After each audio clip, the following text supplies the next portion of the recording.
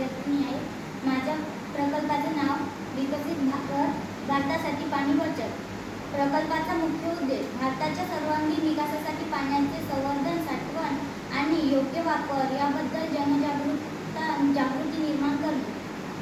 प्रकल्पाचे स्वरूप. हा प्रकल्प सामाजिक, पर्यावरणीय आणि शैक्षणिक अशा तीनही क्षेत्राशी संबंधित आहे. तो विकसित भारत 2047 या संकल्पनाशी सुसंगत आहे, कारण पाण्याशिवाय विकास शक्य नाही. प्रकल्पाचे उद्दिष्टे.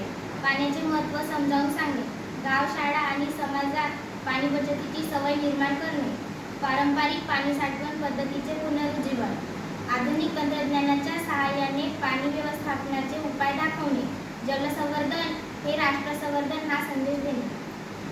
माझ्या प्रकल्पाची सैद्धांतिक पार्श्वभूमी. भारत हा कृषीप्रधान देश असून सुमारे 85% पाणी शेतीसाठी वापरले जाते.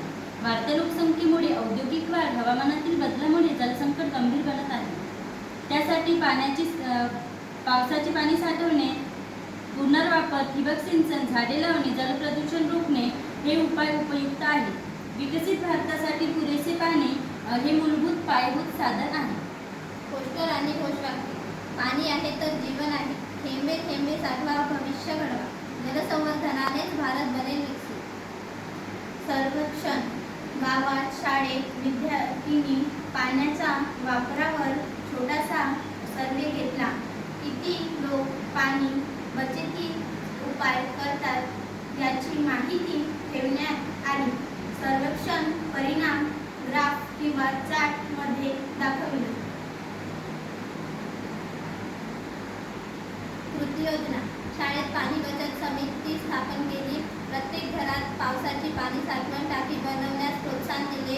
पाणी वापराचा लेखा तयार केला. शाळा व गावामध्ये पाणी बचत जनजागृती मोहीम चालवली. निष्कर्ष.